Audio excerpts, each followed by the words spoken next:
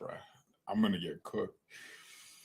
Hello, everyone. Welcome to BayernNow, the ultimate Bayern Munich fan channel. Well, unlike Robbie from AFTV, it ain't in our hands. It's not in our hands, man. It's in Dortmund's hands now. And Dortmund fans are celebrating. Wait till they lose to Augsburg themselves. And Augsburg, if you beat Dortmund, I promise you, we will send first class chocolate, Swiss chocolate to your stadium. All right. And we'll pay for your players' wages for the season. Deal or no deal, baby. Come on. Well, a huge loss to Leipzig at home. And I can't blame Tuchel because Tuchel will never be a great when it comes to managerial capability. Thomas Tuchel will have a cap, and his cap is, he's not a Mourinho, right? He's not taking Inter Milan and winning Champions Leagues. He's not a Pep Guardiola. He's not Jurgen Klopp, a team builder. Tuchel is just that's what he is. So I don't blame Tuchel. I blame the people that thought it'd be a wise decision to fire. Now, hear me out. We were in 3 competitions. The Champions League, we just beat PSG, high. We were in the Pokal, and we were in the Bundesliga. Like, it was in our hands. We beat Dortmund. We're 2 points clear. And no one with serious cognitive capability would have thought Dortmund would have beaten us at our own stadium. So I think we would have beaten Dortmund, and we would have been in 3 competitions. But this board decided, let's sack Nagelsmann 3 weeks before Man City, a week before Dortmund, or 2 weeks before Dortmund, and a week or 2 before an important DFB Pokal game. So at a critical point in our season, they sacked a manager who, look, everyone goes at Nagelsmann. They criticize him for this, that, and the other, and that's fair. I criticize Nagelsmann for his inability to integrate the young players, and that's something Tuchel's falling victim to, because none of our young players are giving us anything apart from maybe a Telgo here and there. I criticize Nagelsmann for a lack of identity in the team, and you can't say the same. I mean, you can say the exact same thing about Tuchel because we have zero identity, right? We have no identity. Like a European from Slovakia born in Bosnia-Herzegovina, whose parents are also Swedish. Like, you ain't got no, you everything, bro. You're everything. That's what we are. We have no identity in this team. So we didn't have that under Nagelsmann either. So there were real reasons to criticize Nagelsmann, but it is the worst decision in the world to sack a manager before such an incredibly critical part of the season.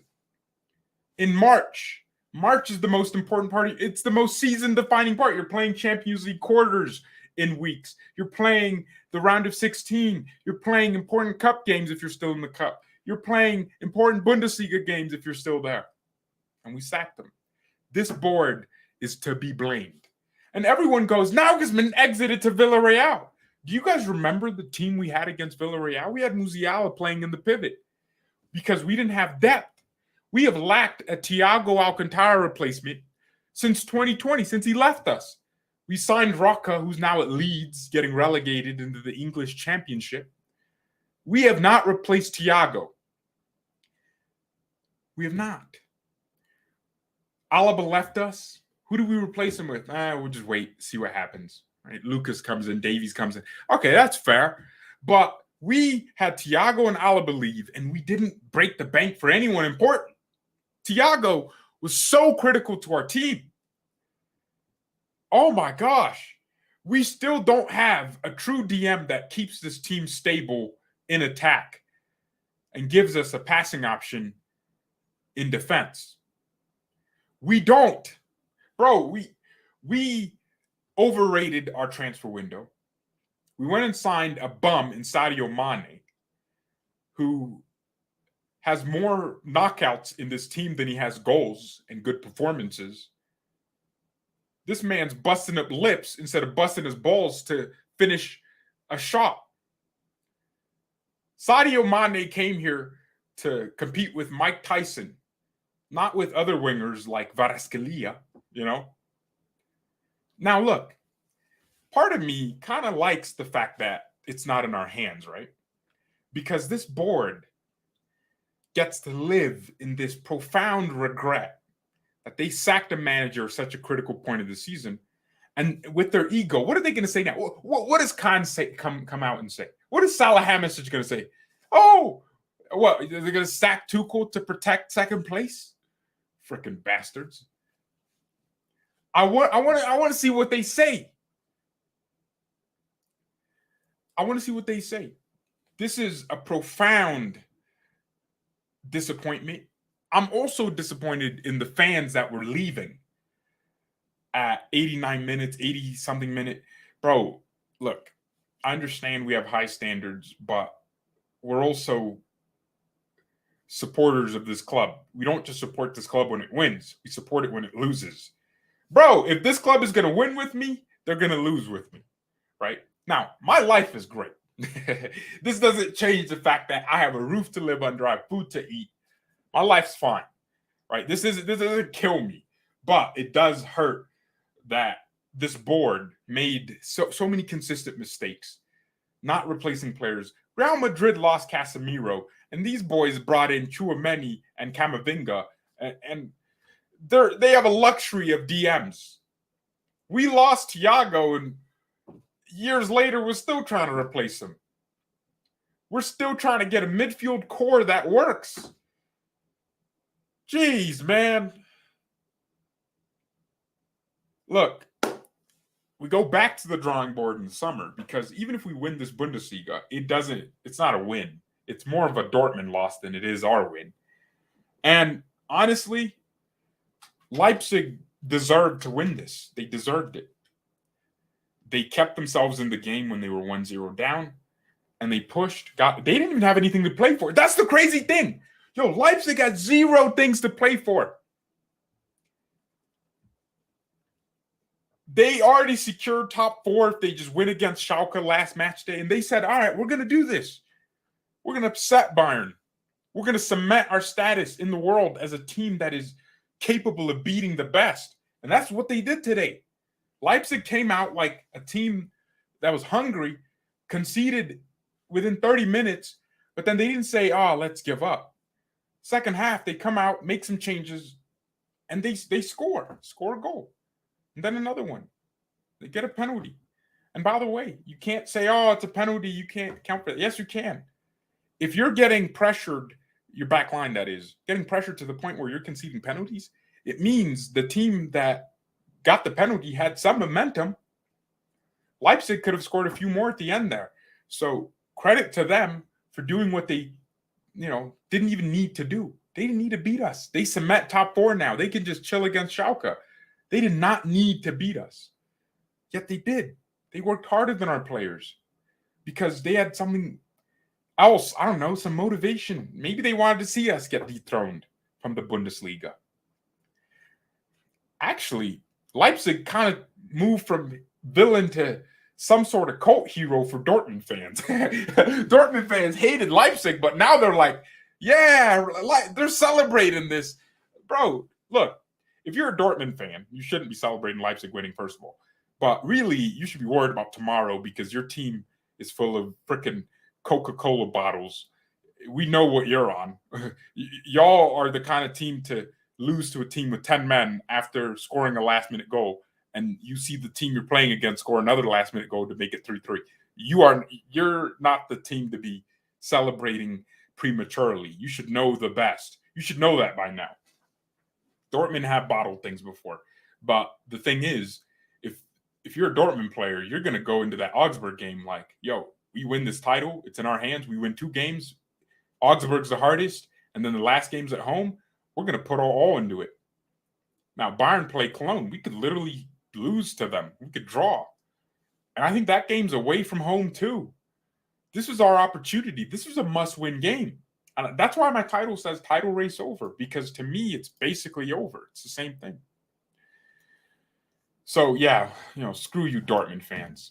Now, I'm looking forward to the supervisory board meeting. I believe it's in 10 days, or was it? It was somewhere around that time, where they're going to decide on transfer budget. The supervisory board for Bayern, we're not like Man United where we're fan owned. So we have a board, and 70% of the club is owned by the fans, but 30% is owned by Audi, Adidas, and Allianz. They all share 8.33% individually. Well, they share 30%, and each of them has 8.33%, which adds up to 30%. They have a seat on our supervisory board. Those are the guys that are going to come in, and discuss, hey, do we sack Hainer?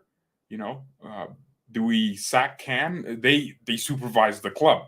So I'm looking forward to them saying, Brazo, you have been here for a few years now. You have been given a promotion, actually, and your recruitment and talent profile has been bang average. Guys, we are signing Konrad Leimer. If you watched that game and looked at the goal Konrad Leimer scored and went, wow, such a great performance, you're mistaken. Konrad Leimer is a bang average midfielder. His weighted pass sucks. He knows how to win the ball, but he doesn't know what to do with it. If Brazo doesn't leave this club, then there's something wrong. If Kahn doesn't leave this club, look, Oliver Kahn, I'm glad. But, the problem is, who do you replace him with? I think, if anything, Brazo should be getting, as a leader, you're going to get most of the blame anyways, because you're leading the company. If the company falls, it's your fault. Kahn is a top leader. He's the chairman of the executive board, and he's also the club CEO. So the blame will look to him. But this guy, Kahn, has only been here for 2 years. Brazo, you've been here for a long time, my boy. You have been here for far too long. Your recruitment has not been good. Marco Nepp, our scout, needs to go too, because we have not been recruiting players with the technical capabilities to keep up. And that's what we need. I read a story that the board is finally, or the recruitment team is finally going to be looking at players' mentalities and not just their technical abilities. Well, that should have always been a given. We should be looking at a player's mentality. Whatever. Whatever. It is what it is. Losing is annoying, but I hope it wakes this club up, because sometimes true champions need a defeat to really come back. Unless you're Floyd, then you don't really need to lose to learn a lesson. You just kind of know the truth. But sometimes you need to lose in order to really win. And it wasn't like we were always going to keep winning the Bundesliga over and over and over and over and over again. No, we were always going to lose at some point. It was just, you can't win all the time. This just sucks. Pavard and Cancelo in front of the stands. Last players on the pitch. Wow. Well, we got to sell Pavard, because, see, Benjamin Pavard is the kind of player that's keeping this club from getting to that next level. We sell Pavard for 50 million to a team like Inter Milan, who love a back three. You could theoretically go and sign Cancelo. Cancelo is the kind of player we need at this club. In a game like this, getting pressed to create as much as he created. This man was creating more than Picasso. That's what we need at this club. Pavard is what's been wrong with our recruitment. He's a good player for a specific level, but his ability is way below his level of ego. This man thinks he's Franz Beckenbauer. My man, you don't lace Beckenbauer's. You're not even allowed to shine his shoes. We used to have players like Beckenbauer. Now we got players like Pavard piping up. Like, bro, come on. Prime Mats Hummels is leagues above Benjamin Pavard. Yet Pavard, look at Mazraoui. Look, he got the handball. That happens. It's okay. We were losing anyways. It just made it worse. But Mazraoui is the right back for this club's future. Yeah, this is a player that doesn't even understand his future, because we keep playing Pavard because his ego is so big. If we're serious, sell Pavard in the summer. Get Cancelo to stay at this club, because he's a player with quality, a player with temperament. Bro, He's a temperamental baller under pressure. He'll make a cute touch. Next thing you know, you go from defending to attacking. That's what we need. We need players like that. Yet Bayern wants to keep Pavard knowing his ego. This man gets pissed for sitting on the bench for too long. Really, that's where he should be with the quality of players we had. If Lucas Hernandez is back, De Ligt comes to right center back, Mazraoui is already a starter at right back, why the hell do we need Pavard to sit on the bench and pipe up? He can sit on the bench if that's what he's comfortable doing, but he's not comfortable doing that. We have to protect this team's the unity in this team. We can't have a player like Pavard pissing us off. Nah, man. Everyone's like, oh, Pavard, he's so good. Bro, he's bang average. He's never going to be an elite center back. He's never going to be an elite right back. What is he elite at? He's okay, really good, maybe as a right center back in a back three. But his passing isn't spectacular. His crossing isn't spectacular. His dribbling isn't there. What is he actually like? He's athletic? No, not really, because he's not explosive, but I guess he's intelligent. He wins headers. He gets tackles in sometimes. But if he has a fast winger against him, he's getting cooked left, right, and center. My point is, would you rather keep Pavard or Cancelo? That's really the question here. Cancelo plays right back, plays center back, or not center back, a left back, better than Pavard. And guess what we're probably going to do? Keep Pavard. Cancelo goes back to Man City, gets sold to Real Madrid. Madrid probably win the Champions League next year because Cancelo gives Benzema a cross. And now we'll look at Madrid and be like, wow, we wish we had that. These are the kind of players, these are the kind of moments that define a club. We also need a DM this summer. We need someone at the elite level. The recruitment needs to be wise. We need to be very... Bro, are you going to tell me Madrid found Tchouaméni? I mean, they didn't find... I mean, Tchouaméni was kind of known like, oh, it's his next talent. But they also found Casemiro. They found Camavinga. Bro, there are players right now in Ligue 1, in Serie A. You sign them, and they give you similar qualities to Tchouaméni or Casemiro. We need a DM, man. We need a defensive midfielder. I don't even care if they're good at passing. Bro, if you just stand there in build-up and do nothing, but when you lose that ball, you're the smartest guy on the pitch. You read the game. You break up play. That's all I need from you.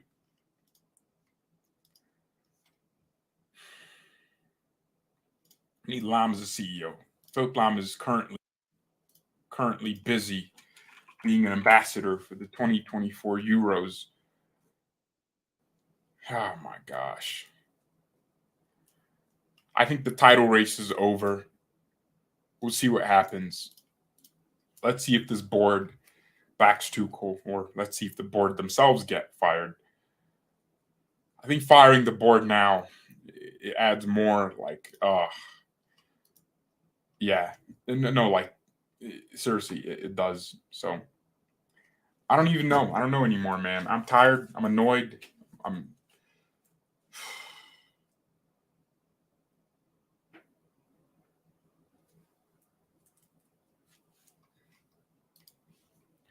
Hansi Flick return. No Casemiro. Well, I didn't say we needed Casemiro. I said we needed a player like Casemiro. Look, let's get back to the drawing board. Let's get a striker. Let's build a simple team first, right? A striker and a DM. Then we can worry about wingers and let's not get luxury. You know, players like Leao would not improve this team. We need a striker that gives a platform to players like Leao, because you could have a good winger, but if you don't have a great striker, then that winger just, who are they going to pass to? Who are they going to bounce off of? Because that space is so congested. Vinicius Jr. doesn't look that great when Benzema's not playing, because he needs Benzema to kind of bounce off of him and understand his game. So if we can get a striker that elevates our game, and really, we shouldn't be looking at Kolo Muani. We should be looking at players like Harry Kane, dude. Kane should be the archetype of striker we're looking for. That target man who can do so many different jobs. And yeah, he might be expensive, but he's at the top of his game. Why not? You could have 4 seasons of a great Harry Kane, and then there could be a new striker on the block who's young, German, and you buy him and it doesn't cost 100 million. But what? We're going to go sign Kolo Muani, who doesn't improve this team in any way whatsoever, who's not even a true pure striker because he's more of a forward as opposed to a striker. He's more of a, Kolo Muani is what Nkunku is, but taller for Frankfurt, where he needs a striker. He needs a partner to really get the most out of him. Nkunku can't be a lone striker. He's more of a second striker. He plays next to the striker. He bounces off of a striker. He can potentially play striker in some kind of games, but he's not there at that level. And Chelsea's getting Nkunku, and we're trying to get Kolo Muani, who's not even on that level yet. Jeez, man. And everyone just likes the shininess of Kolo Muani. They don't watch Bro, I watched this kid. I was the first guy to come out and be like, yo, Kolo Muani's good. Good signing from Frankfurt. And then he actually started playing well, and everyone was like, wow, who's this guy? I understood what Kolo Muani was about. But he's not the striker. We need someone else, man. That's where recruitment comes in. We need someone that makes everyone go, ooh, who's that? And then they come in and do something great. We need to find the next Aguero before Man City does. They already did with freaking Julian Alvarez. We need to be active, though.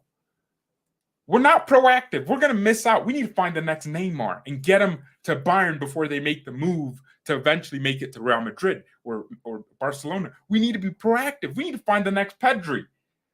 We're never really ahead of it in our recruitment, and that's where we need to sack some of these guys, man. We need to fire them. I mean, we signed Goretzka, but everyone else wanted Goretzka. The only players that recently that we signed was Davies and Musiala. Who else? I mean, Matisse Tell. I mean, does it take rocket science to know that kid? Great mentality. Oh, he's young. He could turn into something great. Like, it doesn't take rocket science. And we overpaid for him. Good negotiation. We would have. I think other teams and other DOFs and other negotiation teams pay half of what we paid for Tell. We paid too much for a player 17 with 45 minutes of, man, what we should have done was loan him out to Rennes and force them to play him every week. He could have really improved with game time. And now look at us.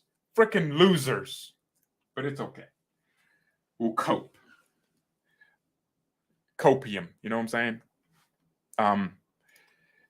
It's up to Dortmund. Let's see what Dortmund do tomorrow. Let's see what they do tomorrow. Wouldn't be surprised if they lose. Man City needs to use oil money. Gavi? Did someone say we need Gavi? Bro, shut up, man. Mane can't play to save his life. Mane sucks, man. Freaking terrible donkey. We just signed some random charcoal-looking motherfucker from Senegal. That was not Sadio. Oh, no, that was Sadio Mane. He's always been that bang average. We already have the next Pedri and Vanner. If you think they're at that similar level, then maybe actually, But we never play them, so how are we going to know? All right. Thank you, everyone, so much for watching. Subscribe if you're new. Hit the like button. Let's see what Dortmund do tomorrow. Mia, San Mia, and peace.